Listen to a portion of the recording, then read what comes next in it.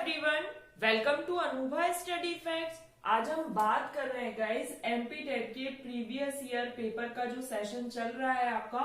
आप देख सकते हैं MP TET previous year paper के नाम से हमने एक प्लेलिस्ट बना रखी है। ऑलमोस्ट उसमें 26 वीडियोस अपलोड हो चुकी हैं। अगर अभी तक आपने नहीं देखा है तो देख लीजिए। इसमें हम क्या कर रहे हैं कि वर्ग 2 में जो बाल विकास एवं शिक्षण शास्त्र से प्रश्न पूछे गए हैं 30 क्वेश्चन का एक सेट रहता है। आज से हम क्या करने वाले हैं, 15-15 क्वेश्चंस को हम डिस्कस करने वाले हैं। हम पहले क्या करते थे, 3 सेशंस लाते थे, मंडे, ट्यूसडे और वेडनेसडे 10 क्वेश्चंस का। अब हम क्या करने वाले हैं, मंडे को हम करने वाले हैं हिंदी पेडागोजी, ट्यूसडे को करने वाले हैं हम इंग्लिश पेडागोजी और वेडनेसडे और थर्सडे को हम अपना एमपी टेट का सेशन लाएंगे। तो जो लोग वर्ग 3 की एमपी टेट की तैयारी कर रहे हैं उन लोगों के लिए प्लेलिस्ट बहुत ज्यादा इंपॉर्टेंट है, जिसमें आपको ये अनुमान लग जाएगा कि वर्ग 2 में बाल विकास एवं शिक्षण शास्त्र से किस प्रकार से प्रश्न पूछे गए थे और आपको वर्ग 3 में बहुत ज्यादा हेल्प मिलेगी। तो हम 15 क्वेश्चंस को डिस्कस करेंगे। तो चलिए आज का सेशन हम शुरू करते हैं। फर्स्ट क्वेश्चन ये रहा आपकी स्क्रीन पर। स्मृति के किस हिस्से में चंकिंग होता है? In what part of memory does chunking occur? Short term memory, long term memory, sensory register और working memory। तो गाइस इसका फर्स्ट ऑप्शन, क्वेश्चन का फर्स्ट ऑप्शन बिल्कुल सही है। चंकिंग से आपको थोड़ा याद होगा, हमने जब प्रीवियस ईयर पेपर डिस्कस करे थे तो 7 + -2 मैंने आपको बताया था, ये चंकिंग नंबर होता है, ये आपको याद रखना है। प्रीवियस ईयर में एज इट इज पूछा गया है आपसे, जैसे इस प्रकार से पूछ लिया जा सकता है 7 + -4, इस तरीके से अलग अलग ऑप्शंस दे दिए जाएंगे। तो आपको पता होना चाहिए कि 7 + -2 चंकिंग नंबर है और शॉर्ट टर्म मेमोरी यहाँ पर इसका सही आंसर है। सेकंड क्वेश्चन ये रहा आपकी स्क्रीन पर।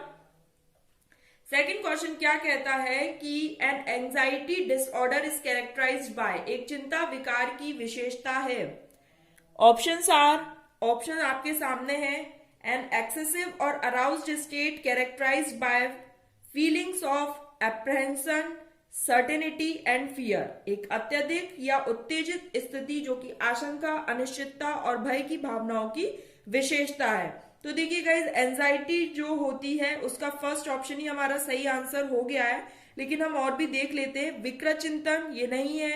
अत्यधिक जांच द्वारा वर्गीकृत एक भावनात्मक स्थिति या फिर पैनिक अटैक की वजह से एक भावनात्मक स्थिति। तो सेकंड क्वेश्चन का भी क्या होगा, फर्स्ट ऑप्शन बिल्कुल सही है। नेक्स्ट क्वेश्चन की तरफ बढ़ जाते हैं। देखिए अब आपको पता चल जाएगा कि किस तरीके से क्वेश्चंस पूछे गए, तो आप अपनी तैयारी इस तरीके से कर सकते हैं। नेक्स्ट क्वेश्चन ये रहा आपकी स्क्रीन पर। नेक्स्ट क्वेश्चन क्या है, एक समर्पित शिक्षक को शिक्षार्थी की रुचि जगाने के लिए क्या अपनाना चाहिए? डिमॉन्स्ट्रेटिव, इनोवेटिव, इजी मेथड या फिर डायरेक्ट मेथड?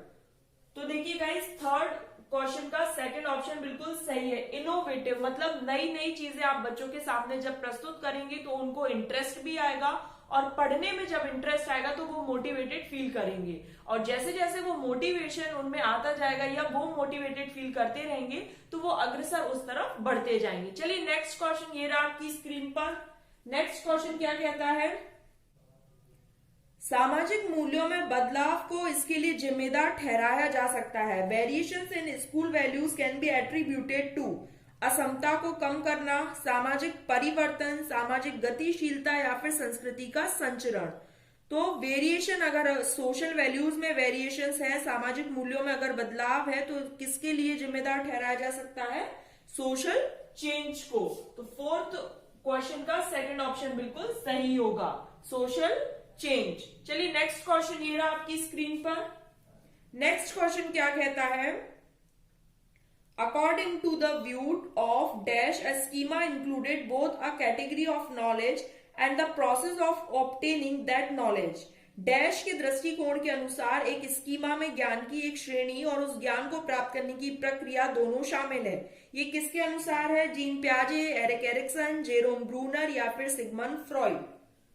तो फिफ्थ क्वेश्चन का फर्स्ट ऑप्शन बिल्कुल सही है। तो गाइज यहाँ पर आपको थोड़ा सा ध्यान देना है, जो जीन पियाजे हैं उन्होंने स्कीमा के बारे में बात कही है। अगर आपको किसी भी क्वेश्चन का आंसर नहीं आता है तो कुछ की पॉइंट्स जरूर दिए रहते हैं, जैसे स्कीमा। अब इस क्वेश्चन का अगर आंसर हमें नहीं पता था तो हम क्या देखेंगे कि स्कीमा वर्ड है। अब स्कीमा वर्ड किसने दिया है? जीन पियाजे ने।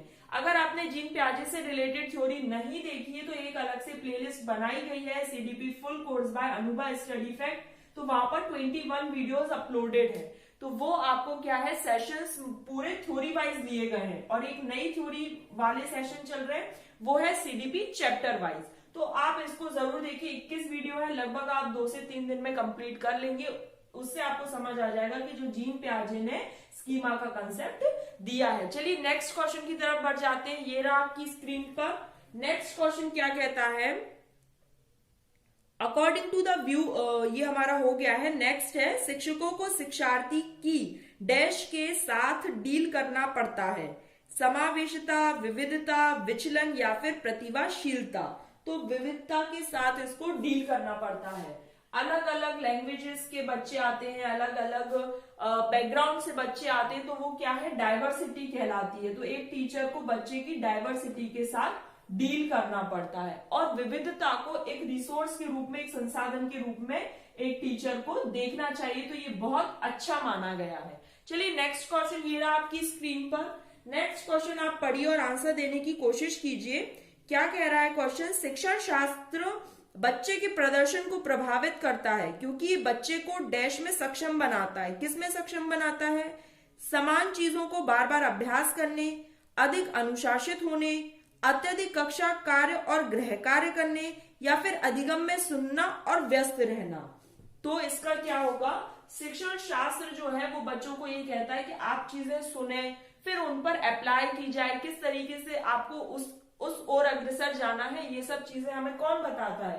पेडागोजी।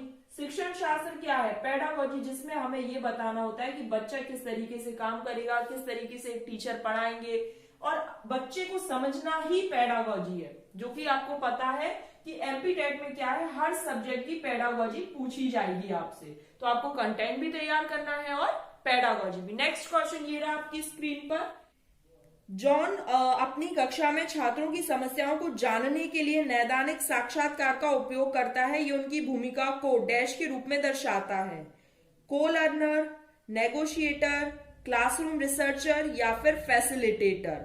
तो ये क्या है? क्लासरूम रिसर्चर के रूप में यहाँ पर ये काम करता है, क्लासरूम रिसर्चर के रूप में। तो 8th क्वेश्चन का 3rd ऑप्शन बिल्कुल सही होगा। अब देखो हमने 8 क्वेश्चन कर लिए, तो अब यहाँ पर आपको पता चल रहा होगा कि एमपी टेट में फैक्चुअल चीजें बहुत पूछी जाती है।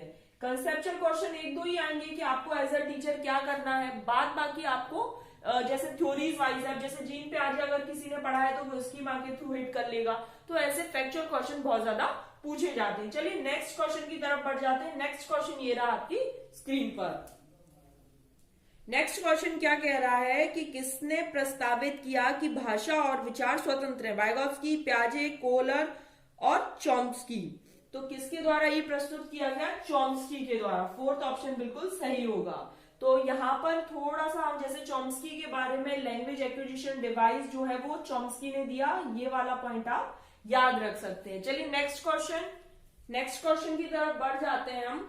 नेक्स्ट क्वेश्चन कहता है कि अधिगम के आकलन में शामिल है, क्या शामिल है?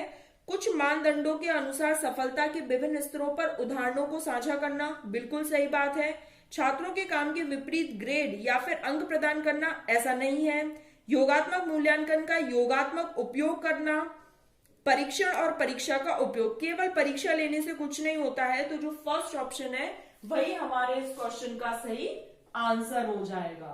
चलिए आगे बढ़ जाते हैं। ये वाला जो क्वेश्चन था वो कंसेप्चुअल हम कह सकते हैं, क्योंकि यहाँ पर देखो बिल्कुल कंसेप्ट वाली बात है कि क्या आप बच्चे को उसके काम के विपरीत अच्छे नंबर दे दोगे या फिर केवल परीक्षाओं का आयोजन करवाकर आप बच्चों की ग्रेडिंग करोगे, तो इस तरीके से नहीं होना चाहिए। चलिए नेक्स्ट क्वेश्चन ये रहा आपकी स्क्रीन पर।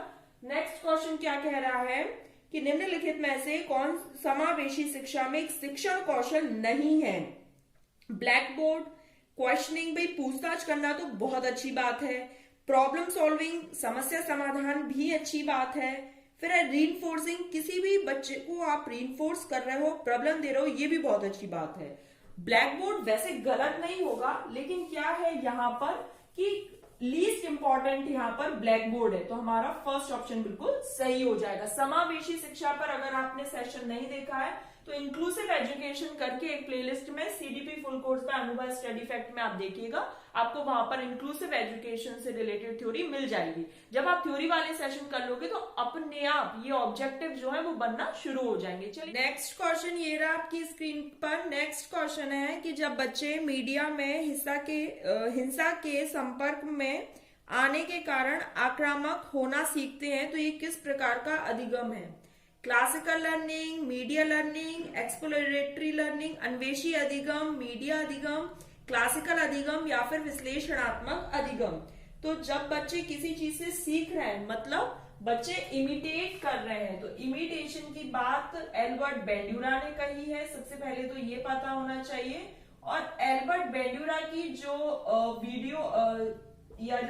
एल्बर्ट बेंड्यूरा की जो थ्योरी है उनका नाम है SLT।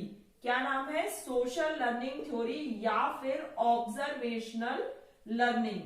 क्या नाम है? Observational learning. ठीक है, तो ये आपको यहां से 2 पॉइंट्स याद रखने को है कि इमिटेशन जो वर्ड है वो किसने यूज किया, या इमिटेशन के बारे में एल्बर्ट बेंड्यूरा बात करते हैं। इनकी जो थ्योरी है वो क्या है? सोशल लर्निंग थ्योरी या फिर ऑब्जर्वेशनल लर्निंग। चलिए नेक्स्ट क्वेश्चन ये रहा आपकी स्क्रीन पर। नेक्स्ट क्वेश्चन क्या है? तो नेक्स्ट क्वेश्चन है कि बुद्धि लब्धि है, IQ क्या है? तो IQ क्या है? Mental age upon chronological age into 100, ये IQ का फॉर्मूला है। मेंटल एज क्या है? तो मेंटल एज जिस एज के अकॉर्डिंग, मतलब आप कोई काम करते हैं। क्रोनोलॉजिकल एज है डेट ऑफ बर्थ, जो आपकी डेट ऑफ बर्थ होती है। तो mental age upon chronological age into 100 it's equal to, ये आपका IQ शो करता है। ठीक है, तो ये जो 100 है ये टर्मन के द्वारा, और IQ का जो सबसे पहले बात की गई थी वो स्टर्न के द्वारा। ठीक है, मेंटल एज का जो कंसेप्ट है वो अल्फ्रेड बिने के द्वारा। चलिए नेक्स्ट क्वेश्चन ये रहा आपकी स्क्रीन पर। नेक्स्ट क्वेश्चन क्या कहता है, आज के लिए सेकंड लास्ट है। अधिगम तब होता है जब बच्चा किसी को ध्यान से देखता है, इस अधिगम को क्या कहा जाता है? देखिए वही बात है, ध्यान से देखना मतलब इमिटेशन। क्या है? इमिटेशन। ये किसके द्वारा? एल्बर्ट बेंड्यूरा के द्वारा। सोशल लर्निंग थ्योरी इसका नाम है, तो सोशल लर्निंग यहां पर इसका सही आंसर हो जाएगा। नेक्स्ट क्वेश्चन और आज के लिए लास्ट है, ये रहा आपकी स्क्रीन पर। शिक्षार्थी जो शैक्षिक योग्यता हेतु सबसे अधिक इच्छा रखते हैं उन्हें क्या कहा जाता है? शिक्षार्थी जो शैक्षिक योग्यता हेतु सबसे अधिक इच्छा रखते हैं उनको क्या बोलते हैं? परफॉर्मेंस अवॉइडेंस, तो यहाँ पर अवॉइडेंस नहीं आएगा। परफॉर्मेंस अप्रोच, वर्क अवॉइडेंस या फिर मास्टरी ओरिएंटेशन। तो मास्टरी ओरिएंटेशन यहाँ पर 15 का 4th ऑप्शन बिल्कुल सही हो जाएगा। तो गाइज यहाँ पर हमारा सेशन कंप्लीट होता है। आई होप आपको ये सेशन पसंद आया हो। एमपी टेट के प्रीवियस ईयर पेपर का ये 27th नंबर की आई थिंक वीडियो है, तो अगर आपको पसंद आ रही है तो आप ज्यादा से ज्यादा शेयर करें, क्योंकि वर्ग 3 में जो लोग तैयारी कर रहे हैं वर्ग 3 की, उनको ये आकलन लग जाएगा कि क्वेश्चंस किस तरीके से पूछे जाते हैं। और पूरा एक वीकली शेड्यूल है जो मैंने टेलीग्राम पर शेयर कर दिया है, तो अगर आप टेलीग्राम से नहीं जुड़े हैं तो वहां पर आप एक तो PDF के लिए जुड़ सकते हैं, और सारी जो न्यू अपडेट्स होती हैं, या एमपी टेट का अगर कोई मॉक टेस्ट देना चाहता है वो बिल्कुल फ्री ऑफ कॉस्ट अवेलेबल है। तो ये फ्री ऑफ कॉस्ट जो अवेलेबल है आप लोगों के लिए एमपी टेट और सीटेट का मॉक टेस्ट, ये भी आप दे सकते हैं। लिंक जो है वो मैं आपको टेलीग्राम पर शेयर कर देती हूँ। चलिए नेक्स्ट सेशन में मिलेंगे, ज्यादा से ज्यादा शेयर कीजिएगा। Thanks for watching this video.